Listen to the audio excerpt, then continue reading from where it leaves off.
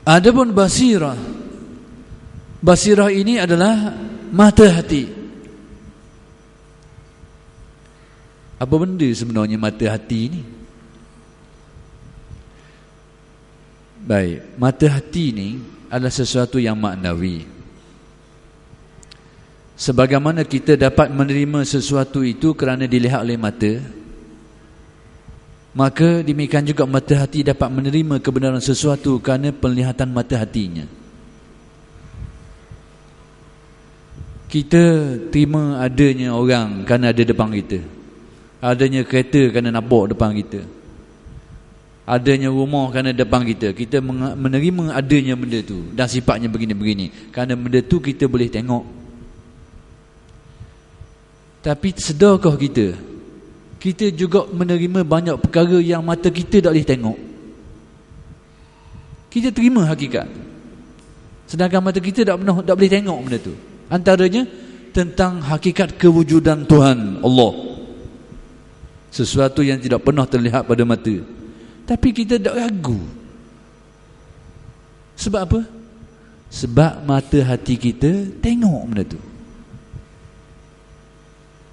Demikian juga tentang kekuasaan Allah dalam menciptakan alam dan makhluk ini. Pernah kita tengok ada benda, contohnya matahari gerau, ada belakang tukang tolak, nampak stokor gitu? Tak pernah nampak. Hanya kejadian, kehidupan, kematian, rezeki, orang ini dimuliakan, yang ini dijatuhkan, dan segala fenomena alam. Kita hanya melihat kejadian, tapi hati kita meyakini si pembuatnya, si penciptanya. Apakah kerana mata ini pernah melihat si pencipta itu? Tidak. Tapi kenapa kita boleh menerimanya? Kerana dilihat oleh mata hati. Cuma tinggal lagi mata hati kita ni terang tak terang je. Terang sikit jadi mukmin, terang lagi jadi muhsin, orang berdarjat ihsan. Kau terang lagi. Itu je bezanya. Jadi itulah yang dikatakan mata hati. Mata hati, sesuatu yang dapat dilihat oleh ruh, tapi tidak dapat dilihat oleh mata. Bandingkan hak mudah, hak senang. Ni ada ayah hak pelik baik. Hak baik-baik lah. Hak benda mudah-mudah je. Nak kabarnya ada benda hak yang mata kita tak nampak, tapi mata hati kita boleh tengok benda tu. Warna, angka, bilangan. Benda tu tak nampak depan mata. 1, 2, 3. Kita tak nampak. Oh, kita nampak tulisan je. 1 gini, 2 gini, 3 gini. Dah 3 tu mana? 3 tu. Mana 3 tu? Nampak tak 3? Tak nampak. Cuma 3 bagi 3. 2 orang, 3 orang. Maya kotak, 3 kotak. Kereta, 3 kereta. 3 tu sendiri mana 3? Tak pernah tengok 3 tu. Tapi kita menerima konsep itu. Nak khabar cara kaedah mudah nak khabarnya bahawa ada sesuatu di dalam indera ruh kita ni, faham dan mendalam lagi. Semua itu adalah fenomena mata hati. Fenomena mata hati. Jadi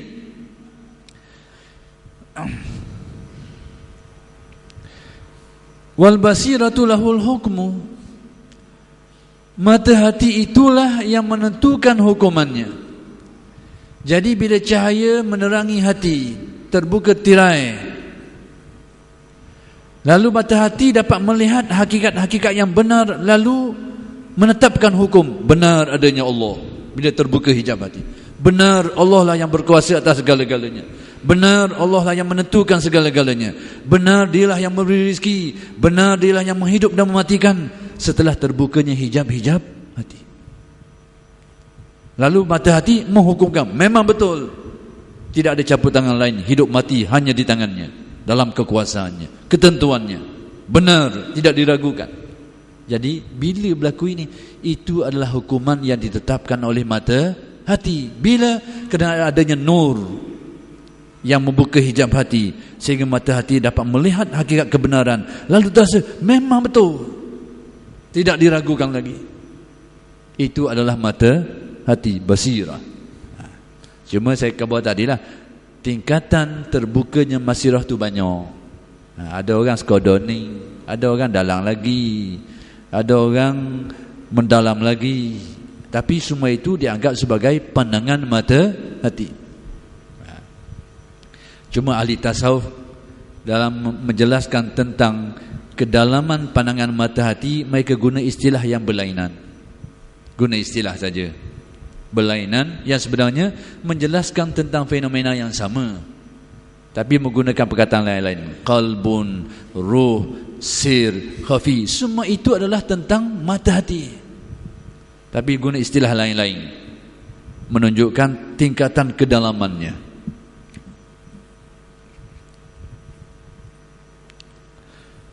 Wal qalbu lahul iqbal wal idbar,